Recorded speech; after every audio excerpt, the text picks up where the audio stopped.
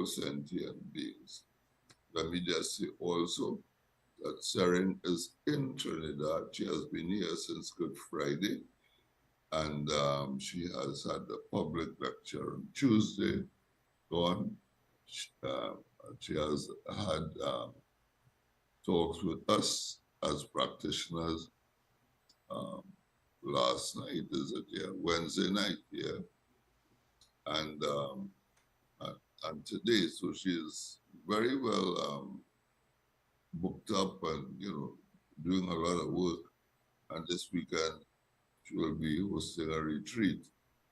Um, could, I could post about that later on in the program. So let me start off by saying, first of all, that meditation, like most things, if not everything, has three parts: a beginning, a middle, and an end. That might sound trite, but for Buddhism, that is very important. And nearing the end, I want to really pose a question to Seren concerning how we end a meditation session. So without further ado, let me invite Seren Paldron to speak to us on the topic, meditation, its benefits to all sentient beings. Seren? Yes, thank you, Cassie. Okay, well, like you say, everything has a beginning, a middle, and an end. And in Buddhism, we consider that these three phases are rather important, whatever we are doing, and of course, meditation also. Say that according to Buddhist teachings, setting an intention in the beginning is very important. By setting an intention, normally, according to especially the teachings of Tibetan Buddhism and the Mahayana, setting an intention includes the thought that whatever we're going to do, we hope it will beneficial. It will be beneficial for us, but also for all sentient beings. So when we start a session of meditation, or when we start a work, or whenever we start our day, or whatever we start, we try to have a little thought. We don't need to do something very ritual or anything like this, but just think that whatever we are starting, and wish that it might serve a greater good. Then while we are doing it, we try to be as present as possible, not distracted by 1,000 things that are happening around us. And this is, of course, true with everything we do, but specifically, even more so, if you're doing meditation, because that is all what it's all about, is to remain in the present moment, in the experience of the present moment, without letting ourselves be carried away by our opinions about what is happening, about our anxieties about what may come next, by our recollection or nostalgia about what happened before, but just to remain in the experience, like hearing what is the sounds that are around us, experiencing the cold, the hot, the whatever, but with an openness. But well, this is what meditation is. But if we, in very short words, but if we, whatever we're doing, if it's not meditation, we just try to be as present as possible.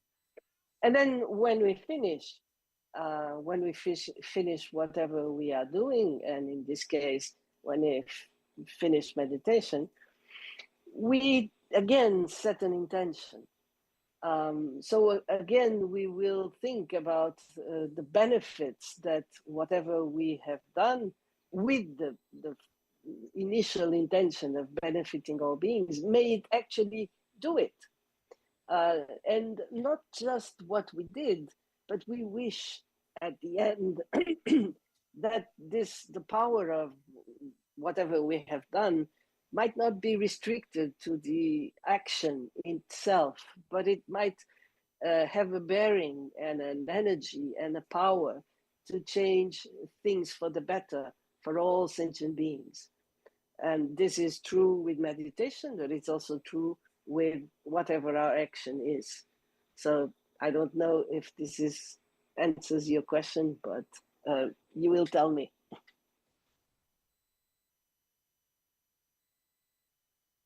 Hello? Yeah, we're here with you. We're here with you. Yes, So you go ahead. Okay. It has answered the question I was going to pose at the end. In part, because I wanted you to expand a little more on the term merit, but we haven't reached there yet. Because we now we are in the body of the meditation, if I'm not mistaken. Well, merit is a tricky word, because when we hear merit in English or other European language, we tend to think merit is something, when we say it's by your own merit, means that it's by your own value or something like this. Whereas merit in the context, it is the word that has been chosen to translate the word in Tibetan sunam. And it's not exactly that. It's more like whenever we do something positive, or even just have a positive thought or positive words, words that bring a smile in somebody else's face, or words that are kind, or things like this. Whenever we do something that is positive, it brings a positive energy. It brings a positive energy in the other person, but it also brings a positive energy in ourselves, because we feel the goodness of what we have done or thought or said. And this is a positive energy that kind of actually builds up in time. Say, if you keep saying, thinking, and doing positive things that contribute to the betterment of the people around you, but also yourself, of course, the people around you, and in a much larger scale to all beings, whether it's humans and non-humans, like animals and environment and so on and so forth. If you keep thinking in this way, it sort of builds up in you a certain field of positive energy around you. And that field of positive energy is perhaps what we call merit. It's this, maybe we could say aura, but don't take it in the strict sense that people use it, but it's more like a field of energy, really, like a magnetic field around you that creates this positive influence. So sometimes when we are around beings that have this kind of goodness and have trained themselves into being so positive, we can feel that when we are close to them, when we sit in the same room, for instance, some of this positivity sort of rubs on us. We feel much more positive. We feel joyful. And when we go home for a few hours, days, perhaps more than that, depends on how we can remain in that state, we feel that influence. I have met some teachers, for instance, who have now passed away, and one of these examples is Dilgo Khyentse Rinpoche. I've met many people who never met him, but just through his photo, feel so inspired. This is merit. It's the capacity to have built such a field of positive energy that even just the photo, or even just sometimes just the name, evokes something very positive on those who even haven't had the chance to meet you in person. And this is quite extraordinary.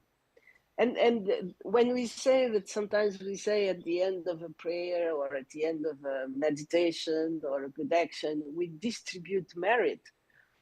It's like having this intention that whatever we have done doesn't remain just as this only action or as this only thought, but can expand and multiply. So by these means, we sort of increase the energy by wishing that, for instance, say, if you give a little piece of food to a stray dog, for instance, and you don't, you distribute the merit, by doing this, you're wishing that you could feed all the stray dogs, all the animals that are strayed or that have wounded, or that you could also feed all human beings, and you extend this as much and as far as you can reach. And this, of course, makes that small action have a much wider impact in terms of merit. And then in doing that, you're sharing with everyone, of course, but you're also building up this sort of positive influence that then you can, again, share with other beings in the way that I was explaining earlier. Thank So you very this much is, for that, sharing. But could we turn our attention now to the actual body of the meditation? I have a sort of an idea, and I don't know how many do, but that meditation is perhaps in the beginning something that we do. But as we move along, continue to practice, we may find that meditation is something that we are allowed to be done, and there's less doing and more allowing. And so what is happening in the meditation itself that could that brings that feeling about where you are sitting still, you are in a certain posture that is comfortable, that is amenable to meditation itself. What's happening inside of there? well, that's a very good question, Cassie. And thank you for asking that. Yes, it's very true. In the beginning, we do have the sense of we are doing meditation. When we say it, we generally, that's the expression we use, because it's how we feel.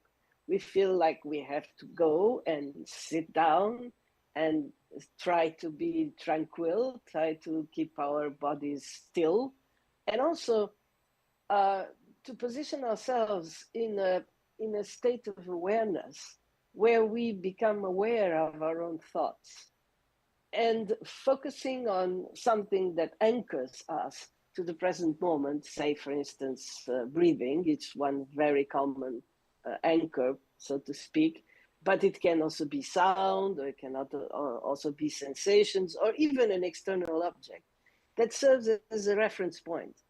So whenever we stray and go after our thoughts, we will, which happens constantly at the beginning, we will recognize through the awareness of, of being present, we will recognize that now I've gone after my thoughts, and now I'm not paying attention anymore to the breathing or the sounds or the sensations. And so I try and bring back my awareness. So by doing this in the beginning, it feels quite quite a hard job, because we have this habit of constantly straying. We are, wherever we are, if we are not doing anything, or even if we are constantly following some sort of voice in our head, which is what we could call a discursive thought, where you keep telling or having a commentator that is permanently in our heads, talking about what is happening, what will happen next, and so on and so forth. So in the beginning, it's a bit of I wouldn't say a struggle, because it is not meant to be a struggle, but it certainly gives us a sense of do something, because we are trying to calm our mind by being aware and bringing back our attention, and so on and so forth. Now, as a first result of this, we might have sometimes some moments where, some moments of clarity, and also some moments where we start feeling a sort of spaciousness, an inner spaciousness, like when we can sense this difference between being sucked into a thought. It's like being in a very small space, and then compared to the vastness of this spaciousness, which we could say it's the awareness part. So meditation in the beginning, after once, perhaps not the immediate beginning, but after a little while, we start noticing the difference between feeling so spacious when we are just aware and feeling caught up in a small space, and which is smaller. The more we are anxious or tense about something, the tighter it feels. So, and when we start understanding this difference, it means that we now know how it feels, the difference, the different feeling between the awareness and the thought. Well, in time, of course, we start then relaxing more and more, even when we realize that we are following our thoughts, instead of fighting them or being annoyed. Oh my God, I can't do anything. What am I doing here? Or anything like this. Instead of becoming tense, the moment we recognize that we've gone astray, we just bring back and relax. Instead of fight the thoughts, we just let them go. It's like realizing you have something in your hand that you don't need to grasp. And so you just open your hand and it just flies away. So the more we can do this, at some point, we start relaxing more and more. And these moments of spaciousness and awareness and relaxation and ease come to happen more often, and maybe perhaps for a little longer. And as you say, at some point in the end, meditating is just being. It's not doing anything. It's just allowing ourselves to just be, just be with the sounds, just be with the heat, just be with the pain, just be with the breeze, just be with the breathing, just breathe. So in a sense, then everything just be with the present moment. Actually, at some point, we actually become the present moment. Wow. Yeah, and that's where we really find peace, actually, deep peace, not the sort of peace people, as Ringo Duka sometimes says, people have a very misconception about peace because it feels so boring, but it's not boring at all. It's a deep sense of relaxation, like abolishing the separation and be in a state where we can actually completely relax, but in the joyful state. And that's kind of the purpose of meditation, because when we attain this place or this state, we recognize that it is always available. That's what we are, you know? Yes. And the thoughts are just clouds.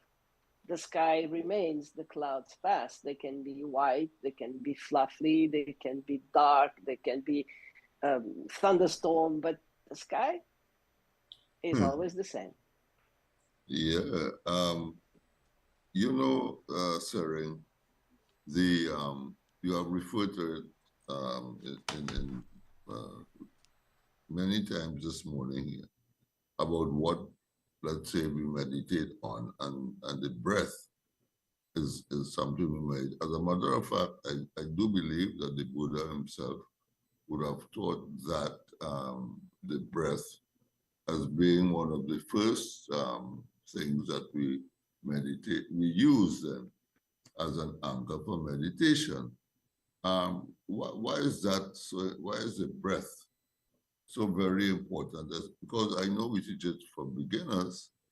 Why is that? We ask beginners why the mostly to calm the breath. Why is that so important?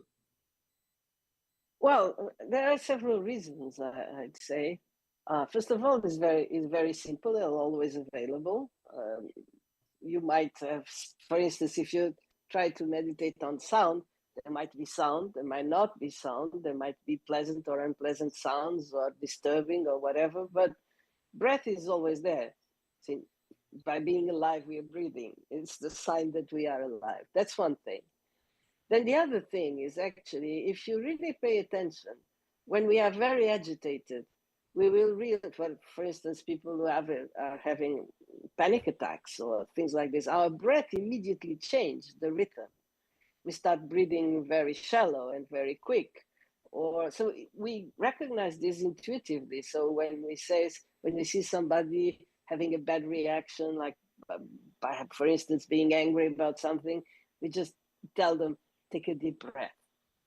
So that means we recognize that breath and mind actually are correlated. We can, by calming the mind, we calm the breath, and by calming the breath, we can calm the mind. So this is this double double way avenue, two ways. As we still the body, it helps still the mind, and if we sort of reach a calm breathing, then that also sort of helps the mind to find that calmness, and vice versa. Then the third reason, probably there's more, but just to say these three that come to my mind, the third reason is also that by focusing on the breathing, we actually connect with the body. Because if we see how we function in daily life, we are very often disconnected from the body. We are doing something, but thinking about something else. We are in a place, but we are imagining some other place, somewhere else, in another time. So by breathing and focusing on the breathing, we connect mind and body to the present moment. So it's not just our mind that is focusing on what is resting on the experience of the present moment, but we are resting on that experience through our body. And we sort of bring the two together by focusing on the breathing. Yeah. You're right, we are. In the meantime, there are Sir Charles. Let me just ask Sir Charles. Some listeners have been texting me on my phone about recording. I know you have recorded, and I think that if it works, you will send a copy for me to share. Yeah, I did. Sharing the idea that of benefits.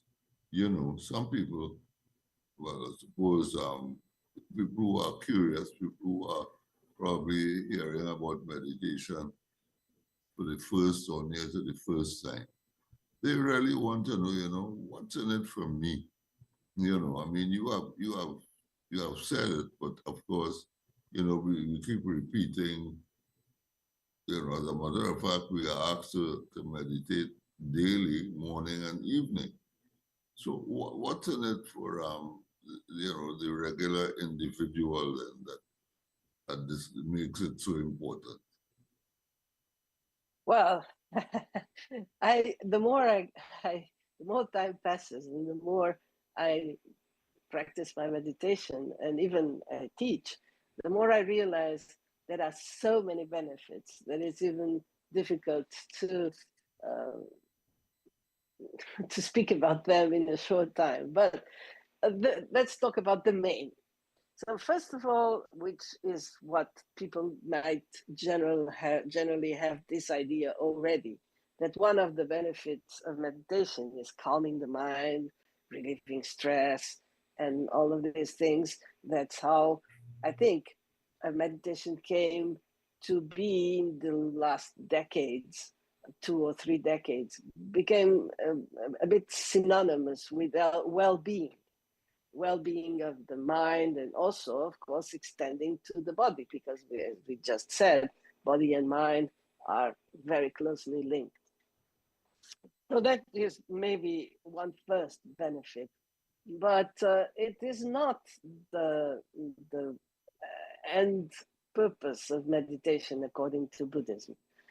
What the other thing that happens for the, as you say, the regular individual who is starting his practice of meditation, and I've had this feedback from many people over the years, is that you by learning that you can become aware of your emotions, of your thoughts, of your reactions in a totally different way than we usually are, because yes, we see ourselves do things, but we don't really step back and watch ourselves like we would be watching a movie or watching somebody else.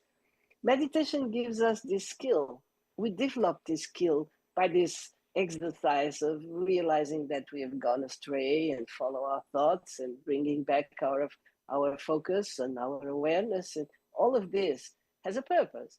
And this purpose is allowing us to discover that there is a different dimension, how a different position. We can position ourselves as observer.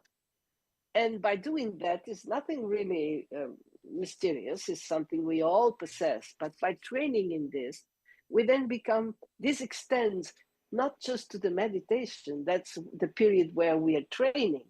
But then when we go about our lives, we discover that we have acquired a new distance, a new capacity of observing ourselves and see how we perhaps fall into the same patterns that are destructive, of course.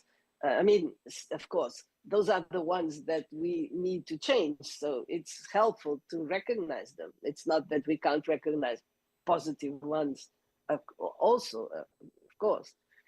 So the first benefit, and I've heard this many times, people saying, even after just a few weeks sometimes, which is quite surprising, a few weeks of practicing meditation, even for 10 minutes, I've heard people saying, today, for instance, at work, I had this situation, and I know that if it had been like a year ago or a month ago or 2 months ago, I would have been out of my mind and I would have shouted and this and that. And today I could step back and watch myself, watch what was going in my mind and find a different way to cope with this situation. So this is precious because, so many times by impulse, we say things and do things that we regret afterwards, things that complicate our relationships and create a lot of problems for us and for others. So just by being aware and being observing ourselves, we can definitely step back and see how we can take advantage of that distance to realize that what I'm about to say might not be the best thing, might not be useful, and might actually create a lot of problems where it might not be necessary. So this is another of the benefits, which I find is very important because it's easy to blame others, and that's what we usually do. Whenever something goes wrong, we blame somebody, some situation, or society, politics, or whatever it is. But in reality, if we keep blaming others, we will always be victims, right? Because we sort of hand over the power of our lives and how we feel about things to others. And meditation teaches us that actually we play a part in that. So, of course, other people are not perfect and they make mistakes.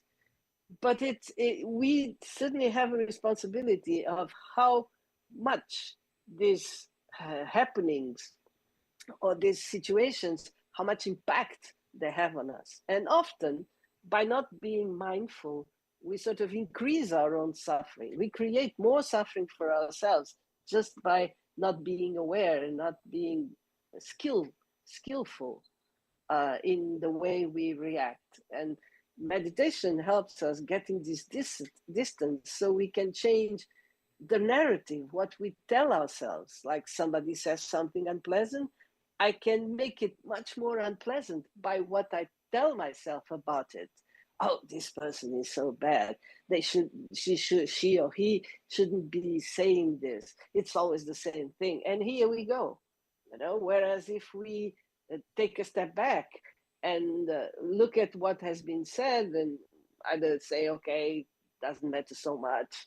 I really have confidence in myself, or whatever we choose to say ourselves, but we can save ourselves a lot of suffering, and also at the same time save others also a lot of suffering, because every time we react impulsively, there's ripples that touch other people. So that's the second part, which is very important and definitely makes our life much easier. Then if we go even deeper, meditation will teach us that we are not our thoughts. Because as we position ourselves as this kind of observer, as this awareness instead of thoughts, like that awareness that, as I said previously, is very spacious and very open and very there's a lot of space, so many things can arise, like this vast sky, many clouds can come, but we position ourselves more like the sky. We recognize, actually, it's not like we are pretending to be something. We just recognize ourselves as this space where many things can come up, but all these things are temporary. By many things, I mean many thoughts, many emotions. It's not that we don't feel them. It's not that we push them away or refuse to recognize them or anything. No, we remain open. We see everything that is happening, but we just don't identify with it. And so by identifying or recognizing more so, recognizing ourselves as this vast space of awareness, that's what it creates a big change in our lives, because we don't cling so strongly to our identities. If we think a little bit to this question, for instance, who am I without my story? So for us in general, when we meet somebody, for instance, and the person presents themselves, and then we go on and say something about ourselves, and we will perhaps say I'm so and so, so we say our name, and then a little further down the line we will say what we do, where we were born, and all of these things. And if we, for instance, meet a friend and then we start sharing things about our lives, we will go about telling how how was our childhood and all these things, and we cling to these things as a form of identity. We cling at these memories, even though they might be completely false, because that happens more often than not. That we change our memories over the time, over the years. And when we cling to these things, then of course we are clinging to the clouds, and we have difficulty in being open to other experiences, and we can't let go of positive parts of our life, but also the negative. So we cling even to the traumas, because we keep holding on to all these clouds that overcast the sky. The more we recognize ourselves as the space, as the sky, the easier it becomes to let go. It's not dismiss, it's not push away, but it's just realizing that we are much bigger than our stories. We are much bigger than our emotions. It's like the emotions were like it's like being, the difference is a little bit like being caught in a lift with a excited monkey, that is jumping all over, or being in a huge ballroom with the same monkey. So, it's why when we become so vast, all these movements of emotions and thoughts and anxieties and things, even though they might have calmed down by now, but there will still be some, but it won't bother us because we are so much bigger. Well said. Yeah. Yeah. Sarah, we are approaching the the end Yes. of our discussion here today. Mm-hmm. It is now 11:45 exactly. And if there were callers, I'm sure Sir Charles would have told us. I am not going to stick to the idea of reclaiming the 7 minutes because that might take Sir Charles too close to the 12 o'clock news. I know he has to prepare and do his stuff. But Of course. I want to thank you very, very much for enlightening us in the period there, with those bits and pieces of wisdom that you shared with us concerning meditation and its benefits to all of us. Well, you will be continuing to be with us on island until I believe the 5th of May or something like that. And let me just tell everyone that we will be having a retreat on Saturday, a day retreat, and there will be other activities, I believe, for the public and so on. But whatever happens over time, on behalf of Sir Charles and myself, I want to wish you all the best. To thank you once again for accepting the invitation to come on. And because it's available that we can do this by Zoom, maybe another time in the year, later down in the year, if it's mutually convenient, you can come again to speak to us. Because one of the things that you said in the last part there is so very, very important. And of course, everything in Buddhism you could spend more than half an hour talking about. And you spoke about letting go. We all refer to that as something, like, well, kind of by the way, let go of it, man. Why don't let go of that? But I know it's much deeper than that. And therefore, maybe the next time we communicate, we can delve into that a little more closely. So again, thank you for coming on. And if you could stay with Sir Charles and I to listen to the voice, then listen to the gong, and that will end our program for today. Yeah, Cassie, just before we go, because I didn't have the call, but I was, as we were talking about meditation, and just trying to sit, for me personally, trying to sit, stay quiet, try to control my thoughts. It's a very difficult thing. Other things just keep coming in between there, bouncing out your thoughts. And how do you really start or to control that space that your mind is in? Well, by relaxing, that's the main thing. But of course, so it's you're far from being the only one, if I can say. This is the something people often say. I have a hard time meditating because when I sit, my mind goes everywhere, and I think it's doing it regularly. That's what really brings results, I would say. And don't start with long periods.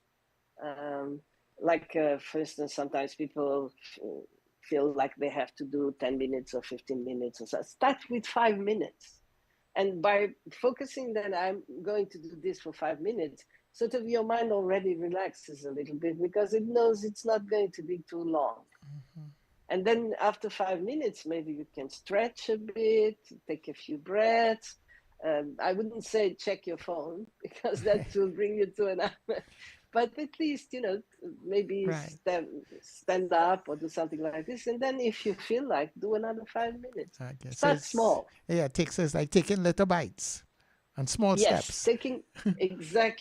taking small steps, little bites, and give your mind the confidence that you're not going to push it to stay too long. And then, as you manage to relax a little bit more, then maybe increase. All right. Okay. No problem. I will definitely try that. Definitely try. And And perhaps, oh, if I can, just very quickly, perhaps follow a guided meditation that will help you, because the voice of the person, if the person is not speaking constantly, but the voice will bring you back, so it helps stay in the present. okay, well, I'll definitely do that. Well, Cassie, to answer your question, for those who wanted the recording, if they can go up to our YouTube channel, all right, so all we have to do is go up to YouTube, look for New Era TT Radio, and you'll be able to get the recording there. All right, and you can subscribe to the channel while you go up there one time. Okay. Okay. Yes, Charles. All right. Thank you very much, Okay, Cassie. thank you so much. And thank you very much, dear guest. May I be filled with loving kindness. May I be well. May I be peaceful and at ease. May I be happy. May you be filled with loving kindness. May you peace. May you be happy. May we be filled with loving kindness. May we be well. May we be peaceful and at ease.